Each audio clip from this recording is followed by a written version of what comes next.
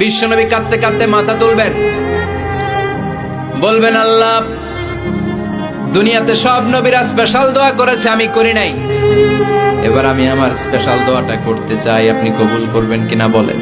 আল্লাহ বলবেন, নবী কি আপনার দোয়া বলেন? বিশ্বনবী বলবেন, আমার একটা উম্মত যার অন্তরের মধ্যে যাররা পরিমাণ ঈমান আছে, একবার আপনারে আল্লাহ বলে ডেকেছে, একবার আমি বিশ্বনবীর উপর দুরূদ পড়েছে, একবার শাহাদাতের বাণী আমার যে গুনাহগার উম্মত দুনিয়ার বুকে থেকে ঘোষণা দিয়েছে, ওই একটা উম্মত যদি জান্নাতে ঢুকতে না পারে, আপনি আমারে জান্নাতে ঢুকাতে পারবেন না।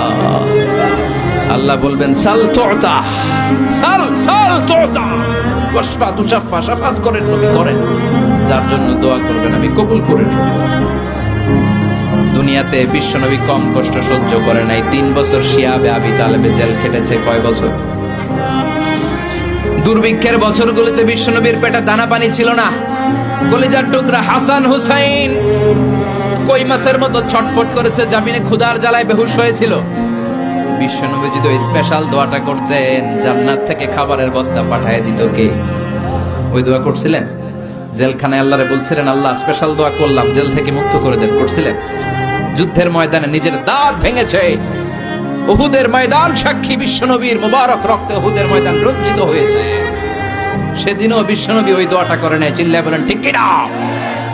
তায়েফের ময়দানে বিশ্বনবী কয়েকটা জায়গায়, 3 জায়গায় বেহুশ হলেন। বিশ্বনবীর মুবারক দেহ বেয়ে রক্ত ঝরলো। ওই কঠিন বিপদের দিনও বিশ্বনবী এই দোয়াটা করেছেন নাকি? কথা বলেন।